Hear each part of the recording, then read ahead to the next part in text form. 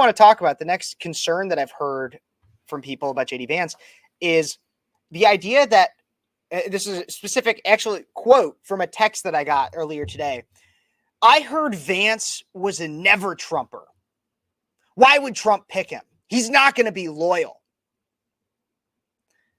And so I got to looking because I'd heard this rumor as well. I'd heard of some statements back in like 2015, maybe 2016, but I didn't really know.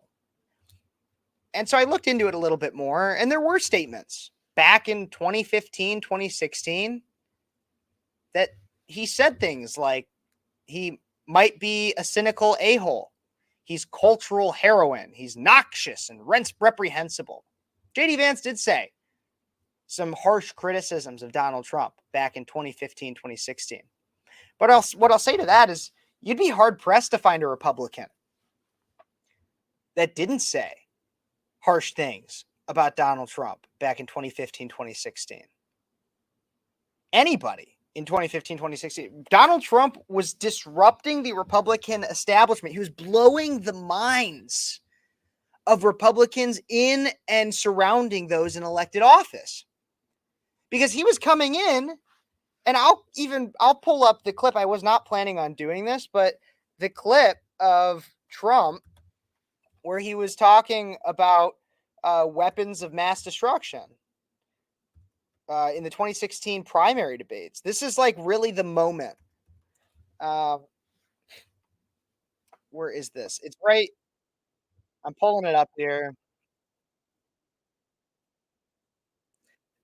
Take a look and a listen to this clip. This is like 3 minutes long, but I'm going to play it anyways. We'll find the right part. I was not planning on playing this, but like, I want to remind everybody, like, this is the moment that Donald Trump disrupted and blew the minds of everybody surrounding everybody prior to this moment, and even some after. It took some people a little after, but prior to this moment, everybody saw Trump and he was like, this is an opportunist. He's not really serious. He's not a real candidate. He doesn't really matter. And then they would say things like what JD Vance had said, what I'll admit he said, that he might be a cynical a-hole. He's cultural heroin. He's noxious and reprehensible. A lot of people were saying this, but then Donald Trump came onto the stage and he said this. And this is where I feel like a lot of people got their minds changed. So this is back during the CBS presidential debate, Republican presidential debate in 2016, the primary. Take a look and a listen. On Monday, George W. Bush will campaign in South Carolina for his brother. As you said tonight, and you've often said, the Iraq War and your opposition to it was a sign of your good judgment. In 2008, in an interview with Wolf Blitzer talking about President George W. Bush's conduct of the war, you said you were surprised that Democratic leader Nancy Pelosi didn't try to impeach him. You said, quote, which personally I think would have been a wonderful thing, close quote. When you were asked what you meant by that, you said, for the war. For the war. He lied. He got us into the war with lies. Do you still believe President Bush should be impeached? Should have been impeached? First of all, I have to say, as a businessman, I get along with everybody. I have business all over the world. I know so many of the people in the audience. And by the way, I'm a self-funder. I have my wife and I have my son. That's all I have. I don't have this. So let me just tell you, I get along with everybody, which is my obligation to my company, to myself, etc. Obviously, the war in Iraq was a big, fat mistake, all right? Now, you can take it any way you want, and it took Jeb Bush, if you remember at the beginning of his announcement, when he announced for president, took him 5 days. He went back. It was a mistake. It wasn't a mistake. Took him 5 days before his people told him what to say, and he ultimately said it was a mistake. The war in Iraq, we spent $2 trillion, thousands of lives. We don't even have it. Iran is taking over Iraq with the second largest oil reserves in the world. Obviously, it was a mistake. So George Bush made a mistake. We can make mistakes, but that one was a beauty. We should have never been in Iraq. We have destabilized the Middle East. But so you still think he should be impeached? I think it's my turn, isn't it? You do whatever you want. You call it whatever you want. I want to tell you, they lied. Okay. They said there were weapons of mass destruction. There were none, and they knew there were none. There were no weapons of mass destruction. All right. Governor Bush. And you hear the boos in the audience, and you think to yourself, you'll have people that'll come out and say JD Vance was a never Trumper. All those people in the audience were never Trumpers. All of them were.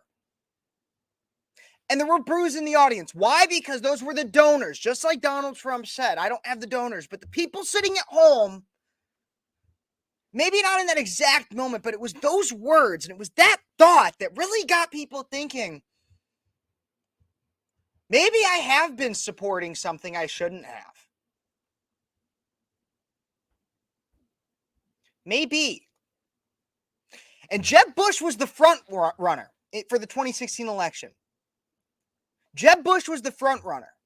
And Donald Trump came in and he said what a lot of people knew but didn't know, what they needed to hear to really kick it out of them. Maybe we've been going along to get along. We probably shouldn't have been in Iraq, but nobody will admit it. That was the Bush's fault.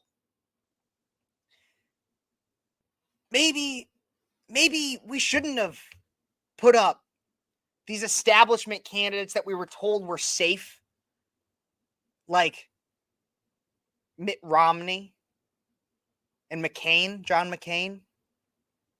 Maybe we shouldn't do that again with Jeb Bush. Imagine where this fucking country would be right now. Pardon my French, but I'm a little mad.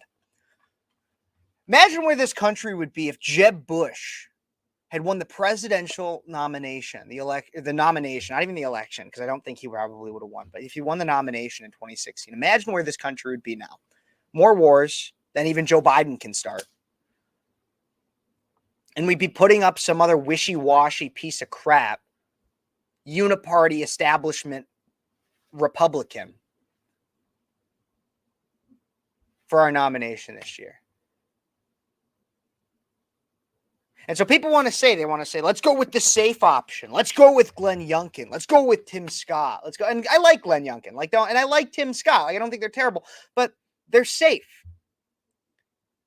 JD Vance isn't. JD Vance is different. And so I hear from people, they'll say things, and this is a long-winded answer to a short question. I heard JD Vance was a never Trumper. And you're going to keep hearing that. You're going to keep hearing that JD Vance was a never Trumper. And you will hear it from some Republicans, but that's because they're getting played. They're getting manipulated. An example of this is because one of the people that are saying this, well, a lot of people are saying it from the left-wing media. One person in particular that posted about it pretty quickly was Ilhan Omar. Ilhan Omar pictured this, which he said you could see past comments on Trump from JD Vance. Might be America's Hitler, might be a cynical a-hole, cultural heron, noxious and reprehensible. Again, prior to the mind explosion that Donald Trump caused due to his election and the comments that he made that I just played back in 2016, that's when JD Vance talked about this. And he's talked like this. Just like every other Republican, just like Ted Cruz did before he grew his beard and became a badass. Just like Jeb Bush did before he said, please clap, and now withered away because everybody realized him for the rhino a-hole that he actually is because of Donald Trump. Now, JD Vance, since these comments, since the election of Donald Trump, has seen the light. He has. And he is, what is the Kamala Harris quote about what has been